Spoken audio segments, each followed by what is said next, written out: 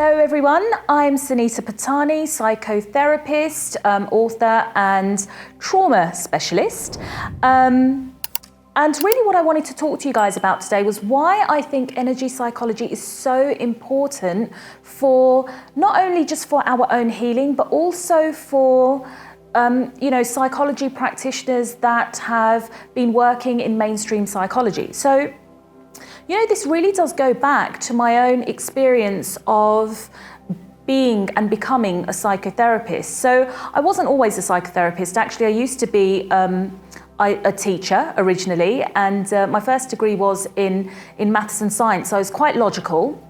And there's a reason why I'm telling you that, actually, which I'll come to afterwards.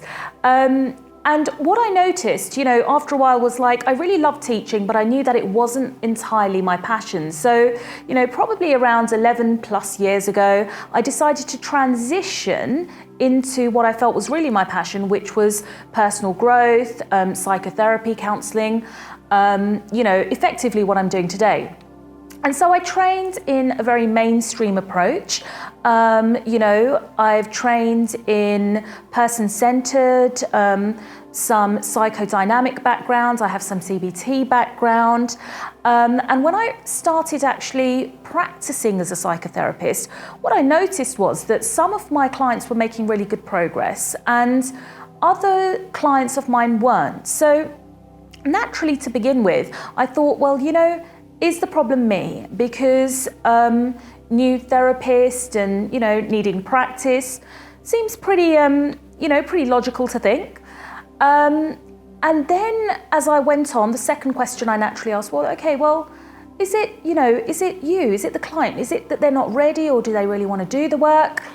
And then I found that actually a lot of the clients that were coming to me were really desperate to change. It's just that the tools and techniques that I was using with them, that I'd been previously trained in, weren't really having the impact that we thought that, they would have.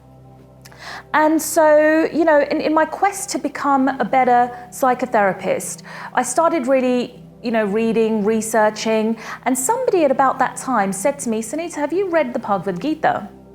Obviously I come from an Indian descent, so I was quite familiar with the text, but I'd never read it before. So, I had a little read of that, and interestingly, I came across the concept of a soul, the fact that we don't really die, that the soul is eternal. And being the logical person that I am, my first question was, well, where's the evidence that we actually do have a soul? And that's when I was introduced to the field of near-death experiences. Fascinating field of work. And I didn't realize at the time, actually, that it was an academic area of study. And so I got into near-death experiences, and what was really fascinating was that some of the people who were experiencing or who had experienced these near-death experiences, they would come back to this realm, and a lot of them were reporting that they didn't have the same level of anxiety that they had before, or the same level of depression that they had before. That, the neurotic tendencies that they had before the experience had somehow kind of shifted, had changed. They'd changed their perception ultimately about who they were. And so I started to think about, well, how can I begin to actually replicate this within my own practice, preferably without killing my clients. And so, I started to bring in the transcendent elements, the mindfulness, the meditation. I started really getting into the idea of the immanent and the transcendent mind. And throughout this whole journey, I met Amit as well, and we started the idea of co-authoring this our new book together. And still, it was doing quite well, but still I felt that there was something missing. And it wasn't actually until I encountered a client a good few years back that I couldn't actually help, because my toolbox and my skill set, my psychological toolbox just didn't have the tools that this particular client required. And actually, long story short, what happened was I had to go away for a short while to a conference. And whilst I was away, she had a bit of a breakdown and reached out to another therapist who was trained in the energy modalities. And when I sort of got back and I touched base with her, she kind of said to me, she said, Sunita, you know what, I'm feeling, I've still got a way to go, but I'm feeling better because some of the things that, you know, I've been shown with energy psychology is something's shifted. You know, I'm beginning to get better. And you know, guys, that's really when I started to take energy psychology more seriously. And I have to confess, actually, I'd come across EFT some years back before this. And, you know, because I did have a very logical mind, you know, quite scientific mind, my first kind of thought was, I don't understand how tapping on certain parts of the body is really going to work. Like, you know, I don't understand. Like, I really thought it was woo-woo, and I really thought that this isn't going to happen. But actually, I was led to go up that path. Firstly, because it's the first, you know, when I was doing my research, it's the first type of energy modality that I came across was EFT. So I thought, okay, well, let me just go and train in this one.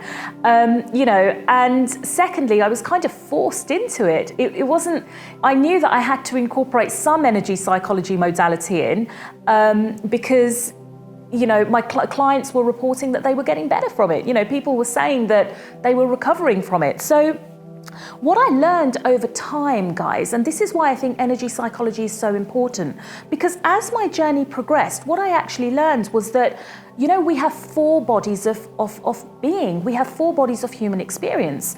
So we have the physical body, you know, which is obviously looking after our nutrition and really also looking after what we're storing in the body in terms of emotional experiences.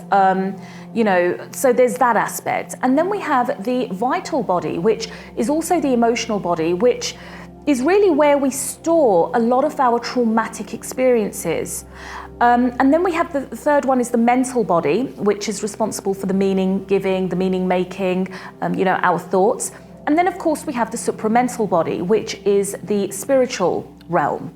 So when I look back now, in my earlier practice, I had the tools to work with the mental body. I had the tools to work with, you know, the supramental body. I had some tools, to work with the physical body.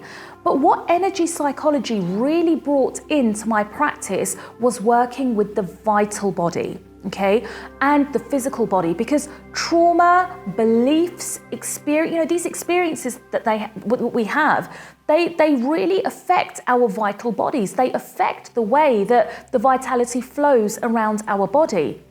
And we need very specific tools and techniques to be able to navigate that particular field. Now, am I saying that traditional techniques don't work? No, I'm not saying that. What I'm saying is that there's a time and a place for them. And sometimes it can take years in therapy, like if you're working with post-traumatic stress disorder, for example. You know, it could take years to actually clean up the trauma that's there. Whereas when you're using techniques like EFT or matrix re-imprinting, you're going straight to the source of the vital body. You're going straight to the trauma, you're going straight to where the energy blockage is, you know, and you're actually working on removing the blockage so that that particular trauma or memory no longer impacts you in a negative way. And you'll find that once the emotions settle down, guys, you know, it becomes a lot easier to actually change the mental chatter that you have. The thoughts, you know, a thought without an emotion is a lot easier to kind of manage in comparison to a thought with an emotion. Okay, because if you think about it, you know, when we're thinking about anxiety, you know, anxiety is a combination of like physical experiences that you're having in the body, you know, physical emotions that you're having, as well as the mental chatter in the mind. When you don't have the physical and emotional component there anymore, it becomes a lot easier to challenge that mental thought that might be coming up, okay?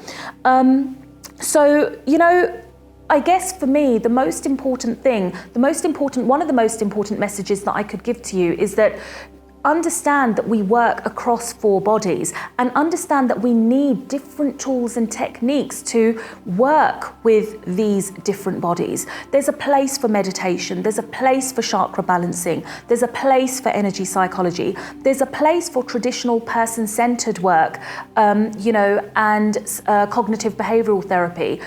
Really, the art of it, I think, is knowing where to use what depending on what the client or what you need. So I hope you found that useful, and I'm sure I'll catch you soon. Bye-bye.